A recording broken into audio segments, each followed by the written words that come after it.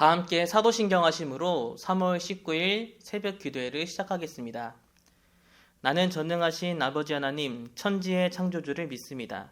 나는 그의 유일하신 아들 우리 주 예수 그리스도를 믿습니다.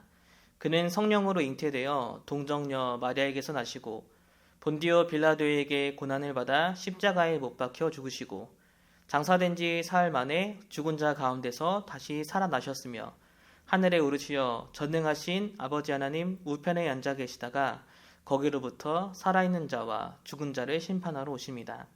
나는 성령을 믿으며 거룩한 공교회와 성도의 교제와 죄를 용서받는 것과 몸의 부활과 영생을 믿습니다. 아멘. 오늘 함께 나눌 말씀은 창세기 26장 17절에서 35절까지 말씀입니다. 이삭이 그곳을 떠나 그랄 골짜기에 장막을 치고 거기 거류하며 그 아버지 아브라함 때에 팠던 우물들을 다시 팠으니 이는 아브라함이 죽은 후에 블레셋 사람이 그 우물들을 메웠습니다. 이삭이 그 우물들의 이름을 그 아버지가 부르던 이름으로 불렀더라. 이삭의 종들이 골짜기를 파서 샘 근원을 얻었더니 그랄 목자들이 이삭의 목자와 다투어 이르되 이 물은 우리의 것이라 하매 이삭이 그 다툼으로 말미암아 그 우물 이름을 에색이라 하였으며 또 다른 우물을 팠더니 그들이 또 다툼으로 그 이름을 신나라 하였으며 이삭이 거기서 옮겨 다른 우물을 팠더니 그들이 다투지 아니하였으므로 그 이름을 르호봇이라 하여 이르되 이제는 여호와께서 우리를 위하여 넓게 하셨으니 이 땅에서 우리가 번성하리로다 하였더라. 이삭이 거기서부터 브엘세바로 올라갔더니 그 밤에 여호와께서 그에게 나타나 이르시되 나는 내 아버지 아브라함의 하나님이니 두려워하지 말라. 내 종 아브라함을 위하여 내가 너와 함께 있어 내게 복을 주어 내 자손이 번성하게 하리라 하신지라. 이삭이 그곳에 제단을 쌓고 여호와의 이름을 부르며 거기 장막을 쳤더니 이삭의 종들이 거기서도 우물을 팠더라. 아비멜렉이 그 친구 아우삿과 군대 장관 비굴과 더불어 그랄에서부터 이삭에게로 온지라. 이삭이 그들에게 이르되 너희가 나를 미워하여 나에게 너희를 떠나게 하였거늘 어찌하여 내게 왔느냐.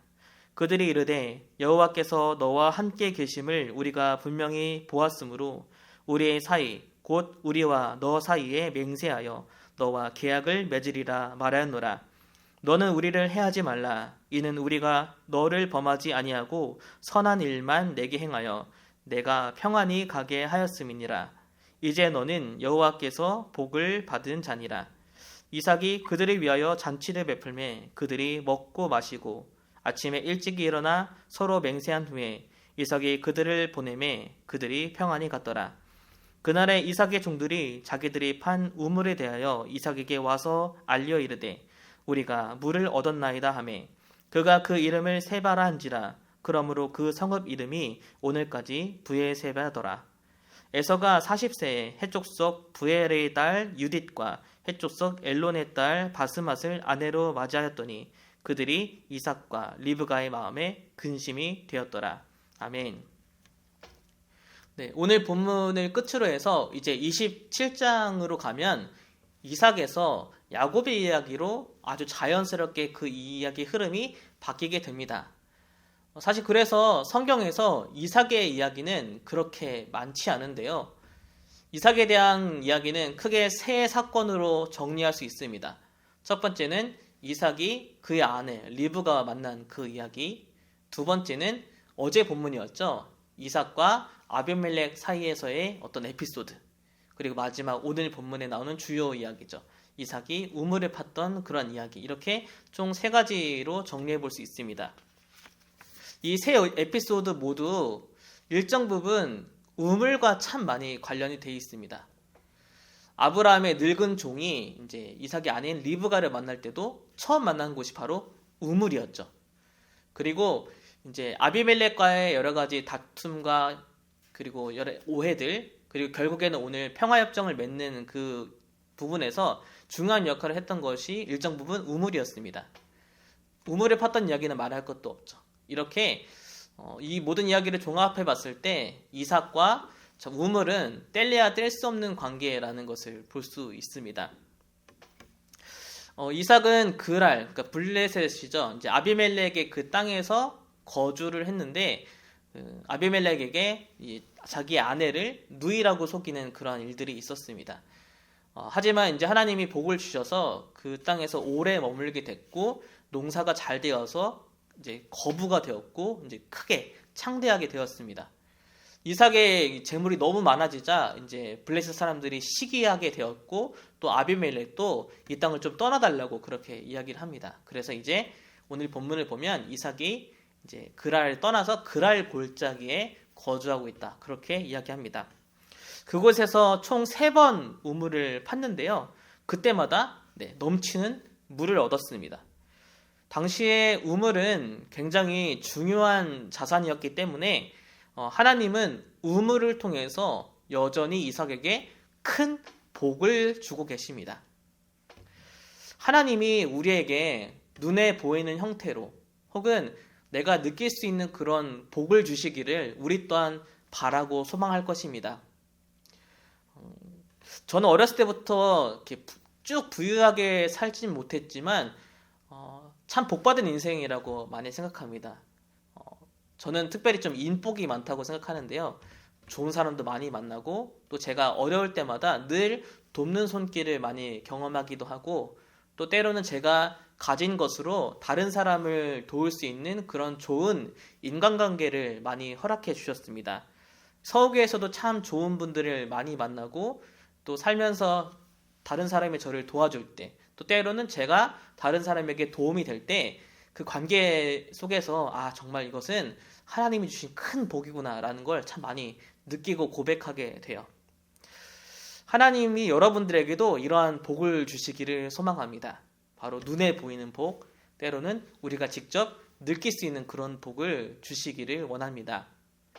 여러분들의 상황과 환경에 맞게 때로는 건강의 복, 혹은 자녀의 복, 또 어떨 때는 풍요로운 복, 관계에서의 복, 내가 노력한 것이 성취되는 그런 복들이 여러분들의 삶에 때때에 맞게 충만하게 임하여 주시기를 예수님의 이름으로 간절히 축복합니다. 이삭에게는 그 복이 우물이었습니다. 이것은 하나님이 주신 복입니다. 이삭은 그 우물이 내 힘으로 스스로 쟁취한 것이라고 생각하지 않았습니다. 이삭은 수맥을 잘 읽는다거나 혹은 감이 좋아서 얻은 것이 아니라 하나님의 은혜로 가는 곳마다 좋은 우물을 얻게 되었습니다. 하나님이 주신 복이었기 때문에 그 우물로 인해서 분쟁이 일어났을 때 이삭은 그것을 자기 것으로 취하려 하지 않고 그것을 놓을 줄 아는 넉넉한 마음 또한 갖고 있었습니다. 사실 하나님이 주신 복을 하나님이 주셨다고 생각하지 않고 이제 내 거라 여기고 욕심 부리고 움켜쥐려고 하는 그 순간부터 이게 하나님 복이 안 되는 것 같아요. 오히려 그것으로 인해서 더 큰 분쟁의 씨앗이 되는 것 같다는 생각이 듭니다.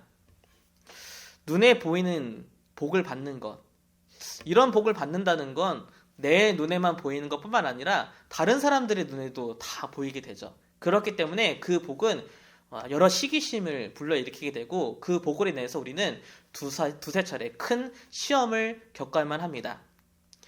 다른 사람이 나를 시기한다는 것, 그것은 참 스트레스를 받는 일이기도 하지만 또 한편으로는 그것으로 인해서 우쭐해질 수도 있을 것 같아요.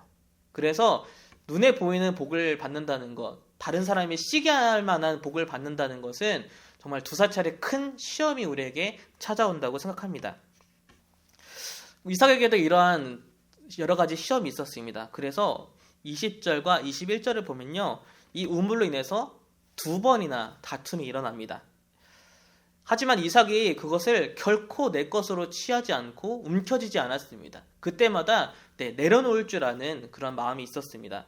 만약에 이삭이 그거를 포기하지 않고 그것을 지키기 위해서, 내 것을 차지하기 위해서 계속해서 싸웠다면 아마 큰 다툼이 일어나고 더 이상 하나님의 은혜가 이삭과 함께하지 않았을 것입니다. 하지만 이삭은 그 모든 시험들을 이겨냈고 그래서 마침내 3번째 우물을 팠을 때에는 더 이상 분쟁이 일어나지 않고 평화가 찾아오게 됩니다.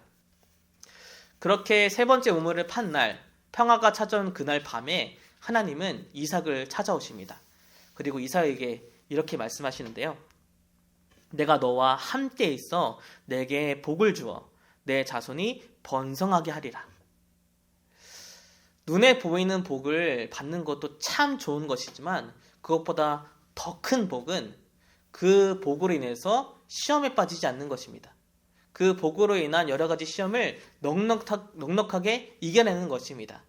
그리고 여전히 하나님을 떠나지 않는 것이 복입니다. 하나님이 여전히 우리와 함께 하시는 것이 가장 큰 복입니다. 우리에게 눈에 보이는 복도 참 중요하지만 무엇보다 하나님을 떠나지 않는 복이 함께하기를 원합니다.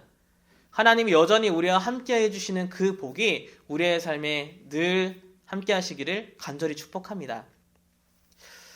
이후에 아비멜렉이 이제 이삭을 찾아오게 되는데요. 아비멜렉이 이삭을 찾아와서 이렇게 만나게 된 이유가 바로 평화협정을 맺기 위해서입니다.